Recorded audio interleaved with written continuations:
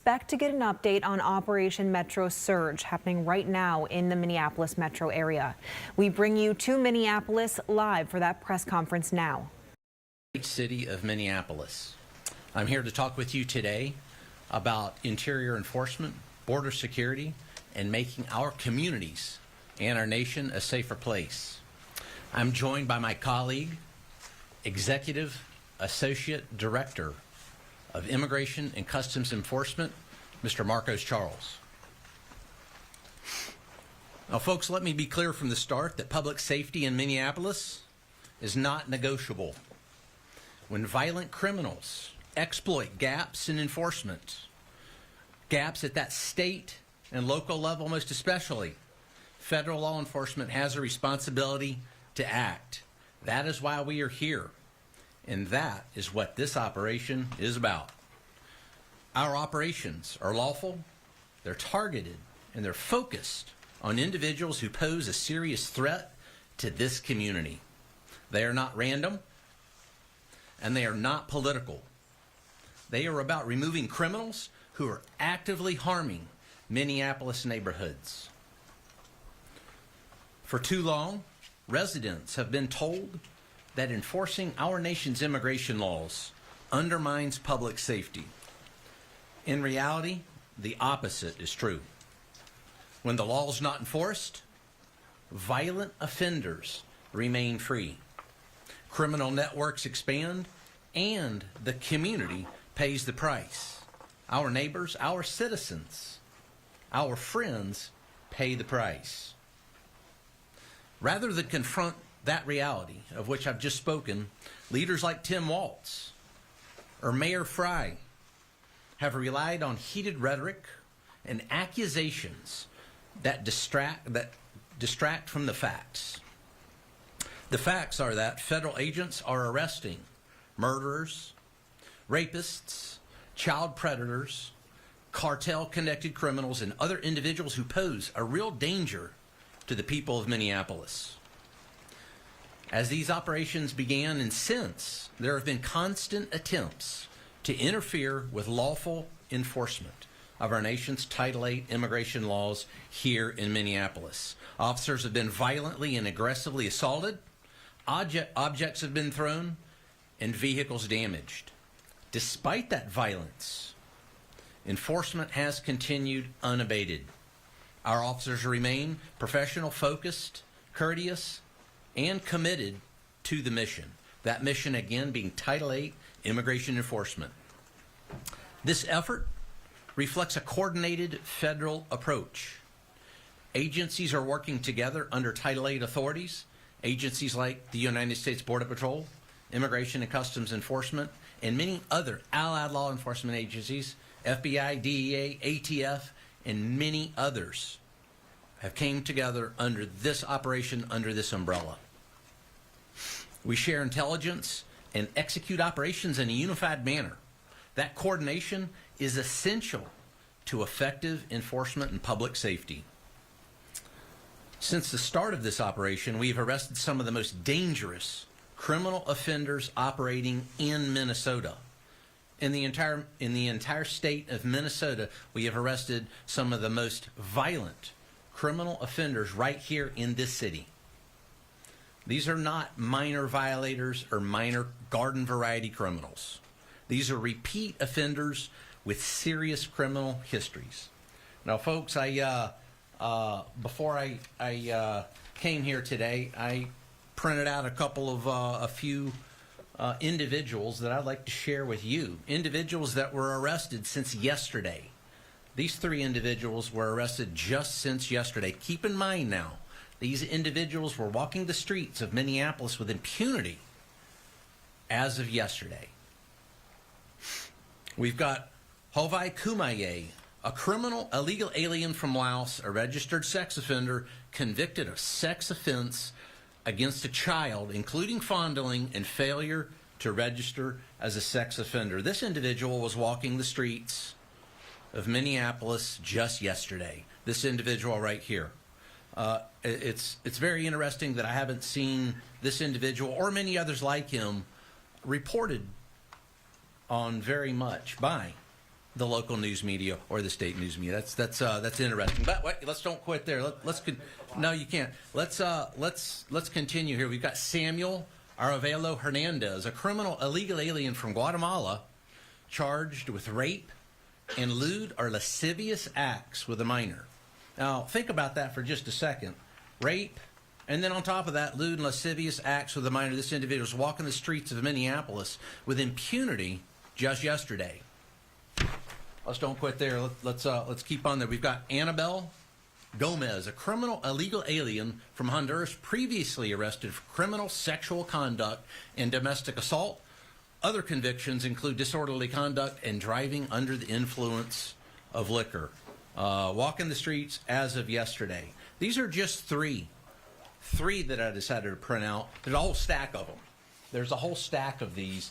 As a matter of fact, when we look over the past year at the 10,000 that have been arrested here in Minneapolis and Minnesota, that stack is enormous.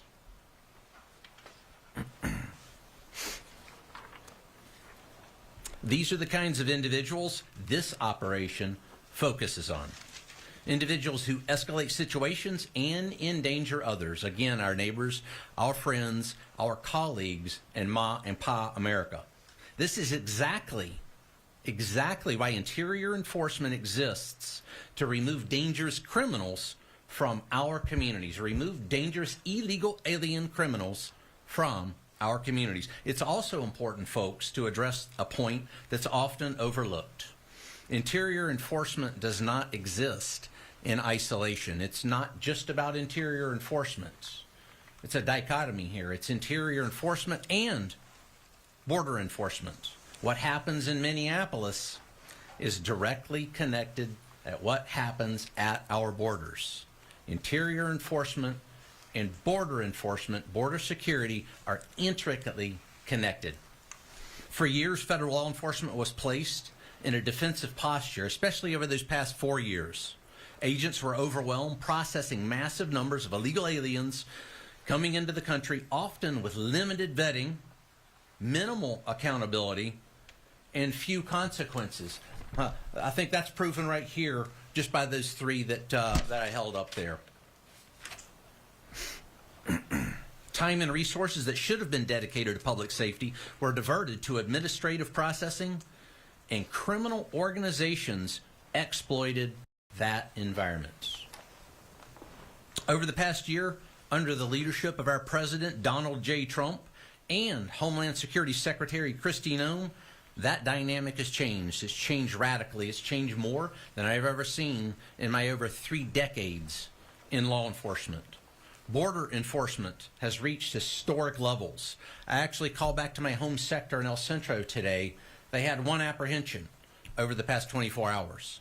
1 along that 75-mile stretch of border in El Centro alone. Last week, there were several days where they had 0 border crossers in that sector. That's the same thing across all 20 Border Patrol sectors. Very few crossings. Illegal crossings have dropped to record lows. Catch and release has ended.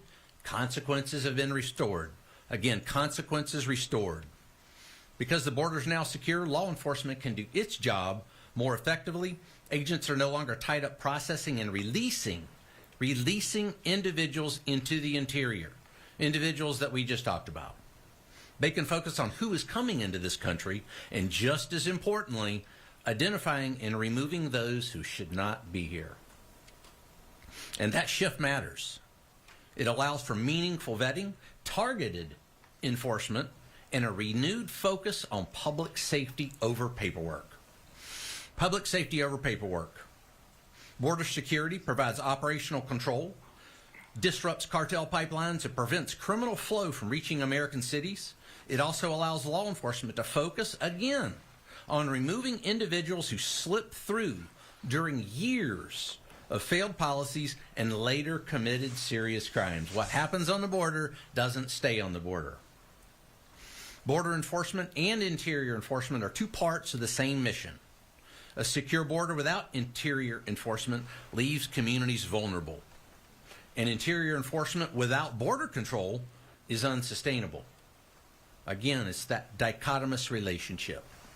When both are aligned, the results are clear. Over the course of this administration, more than 10,000 criminal illegal aliens, as I said, have been apprehended here in Minneapolis over the past year. And in just the last 6 weeks alone, during this most current surge, 3,000 arrests of some of the most dangerous offenders operating in Minneapolis have occurred. 3,000. These are not technical violations, as I mentioned. These are individuals responsible for serious harm. Think about it for just a second, what the rape of a child actually entails. It seems as if that's glossed over by the media oftentimes. What does that entail, and what's that like? Think about that. Murderers, rapists, gang members, they're not the people we want in our community. This is what public safety looks like when the law is enforced consistently and professionally. We will continue enforcing the law. We will continue making arrests, and we will continue working to keep Minneapolis safe. The mission continues at the border and in the interior, because that effective enforcement depends on both occurring at the same time. Let's make America safe again. Honor first. Thank you. Thank you. Thank you, Greg. Good afternoon. My name is Marcos Charles. As Greg introduced, I am the Executive Associate Director for ICE Enforcement Removal Operations. Thank you for joining us. We announced the current status of Operation Metro Surge. As you know, the Department of Homeland Security has arrested over 10,000 illegal aliens in Minnesota since President Trump took office. Over the weekend and through yesterday's holiday, ICE arrested 113 illegal aliens in Minnesota. Some of the criminal aliens that were arrested, whose photos you see beside me on the monitor, include an illegal alien gang member from Laos with convictions for homicide and robbery, an illegal alien from Laos who's been convicted for sodomizing a 12-year-old girl and sexual assault, an illegal alien from the Marshall Islands who has 24 criminal convictions, including assault, domestic abuse, and theft. There's an illegal alien from Honduras convicted of 3 DUIs who has also been arrested for kidnapping, robbery with a dangerous weapon, and possession of a stolen firearm. An illegal alien from South Africa convicted of violating a restraining order and arrested for domestic violence, assault, meth possession, and DUI. We are currently also looking for 2 sexual predators who are at large in or around St. Paul right now. Lu Mao Ah, a criminal illegal alien from Laos who is wanted for sexually assaulting a child, rape, kidnapping, and domestic violence. And Kong Ming Bang, a criminal illegal alien from Laos who is wanted for sexual assault, gang activity, and simple assault. If you have any information about these 2 criminal illegal aliens or any other criminal illegal aliens, please call the ICE tip line at 866 DHS 2 ICE or visit the website at ice.gov to submit a tip. Since President Trump took office 1 year ago today, the state of Minnesota has released nearly 500 criminal aliens who were in police or state custody rather than turning them over to ICE for removal proceedings. Many of these criminals already have a final order of removal, which means an immigration judge has determined that they have no legal basis to remain in the United States.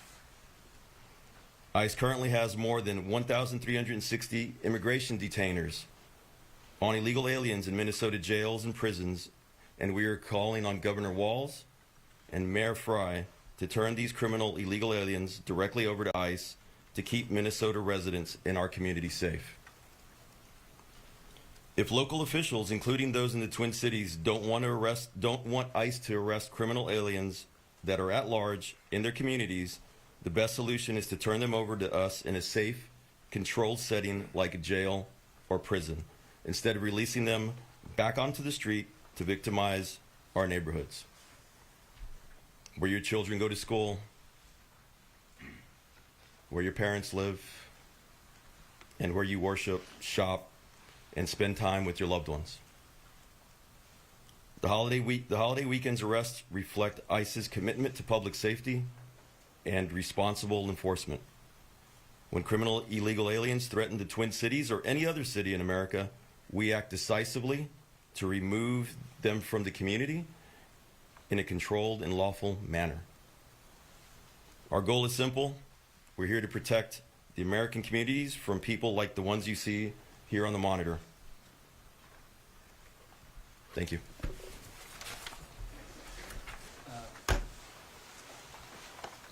For Commander Bovino, some of us in this room, this is A.C. Thompson with PBS Frontline, have followed you from city to city and documented your activities. How is what you're dealing with here different than what we've seen in other places? Well, Mr. Thompson, thanks for the question. We've been in many cities, as you know. We've been in Los Angeles, and Chicago, Charlotte, New Orleans, and now obviously Minneapolis. So what we've seen that's a bit different here is the organization of some of the groups. The groups are a bit better organized. They've got some excellent communications, and that coupled with a very poor response from the mayor and the governor, those two things coupled together make that a difficult operating environment at times. And the reason I say that is it just came from Operation Catahoula Crunch there in Louisiana, in which state and locals, including the governor, the mayors, the police chief, worked in close concert for us to do what my colleague here, Marcos Charles, said, and that's remove violent offenders, bad people and bad things from the streets. And in doing that, I had one act of violence against Border Patrol, one notable act of violence against Border Patrol in a month. Here, I've lost count. I've already lost count of how many. I believe we had a vehicle ramming today. We had one yesterday in which two illegal aliens decided that it would be a good idea to ram Border Patrol agents and then take off. And in doing so, they hit a civilian vehicle as well. Those two were apprehended. So it's that collusion and corruption between elected officials and these anarchists that are intent on creating violence for law enforcement. You know, I see a lot of this that mirrors what happened in 2020 right here in this city when they decided to try to burn the city down. It's that same type of rhetoric, that same type of support by those elected officials.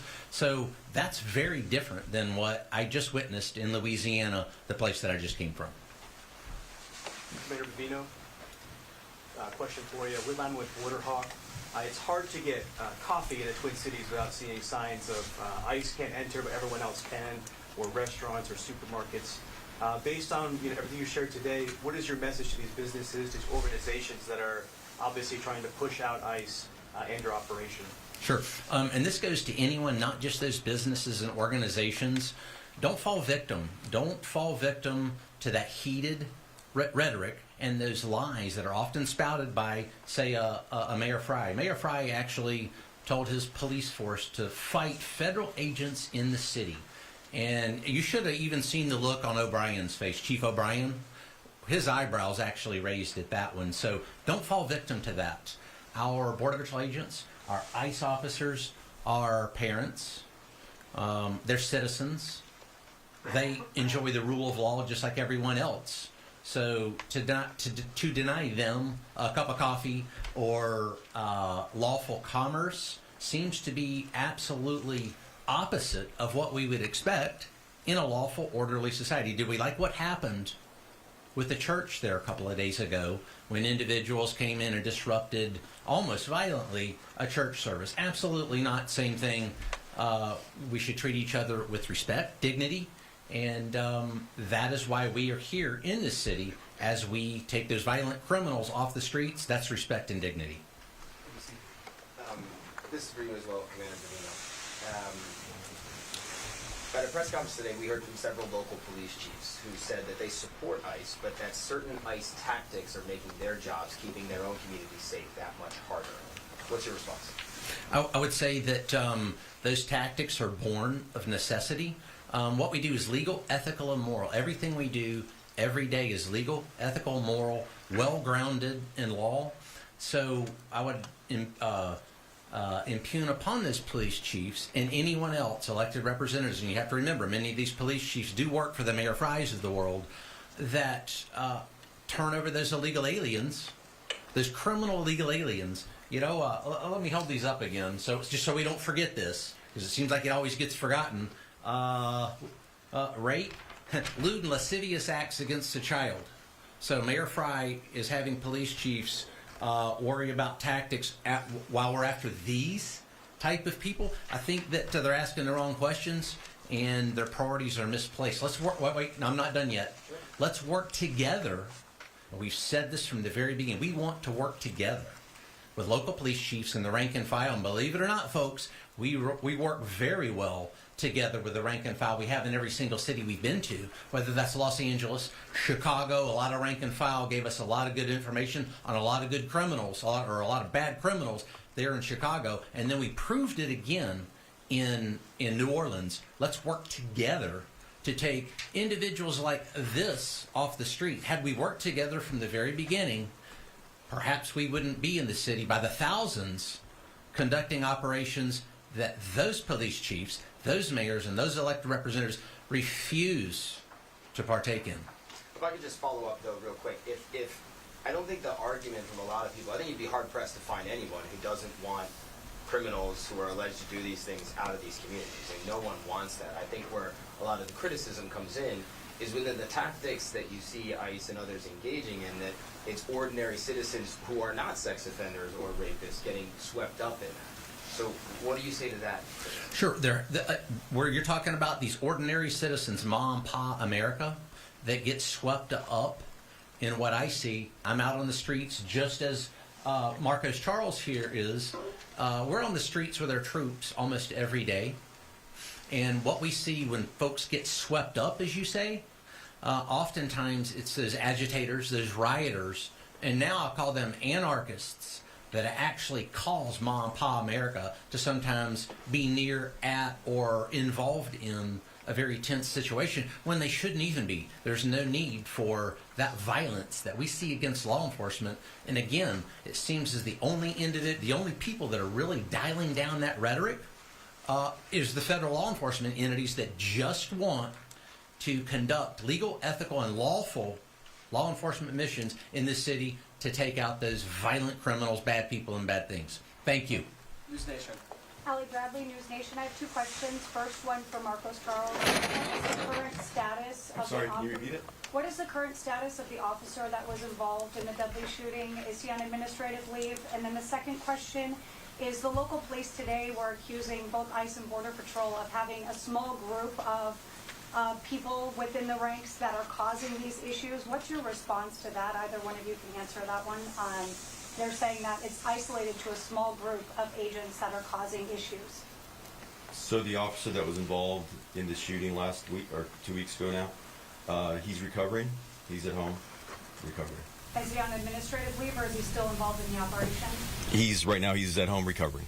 Leave it at that. And as far as the response to local police saying that it's isolated to a small group of your agents or officers that are causing issues?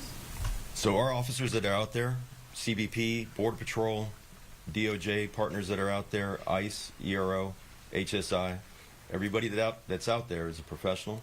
They're out there doing their job. They're everyday people doing a very hard job trying to enforce the immigration laws in an environment where local and state politicians have been spreading rhetoric that dehumanizes these officers and agents. We got time for Commander Bovino,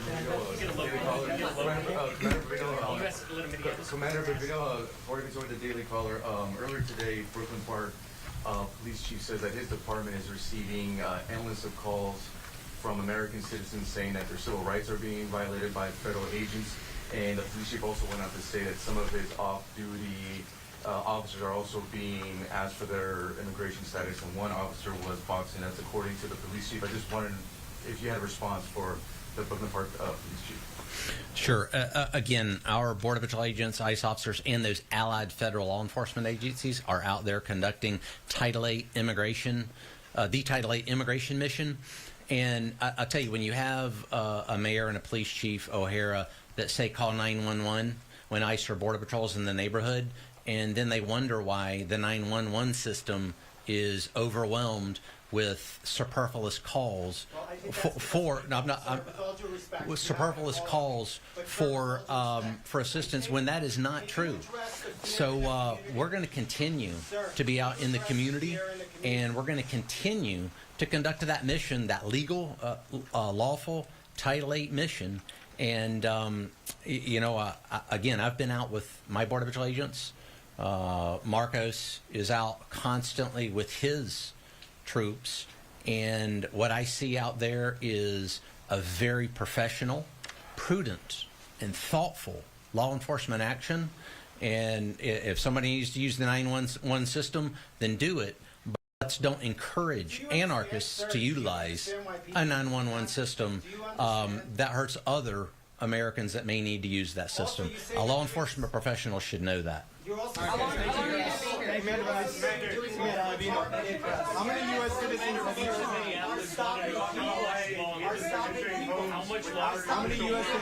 How long are you going to be here? Thank you. How many U.S. citizens have you Can we direct questions somewhere else? How many U.S. citizens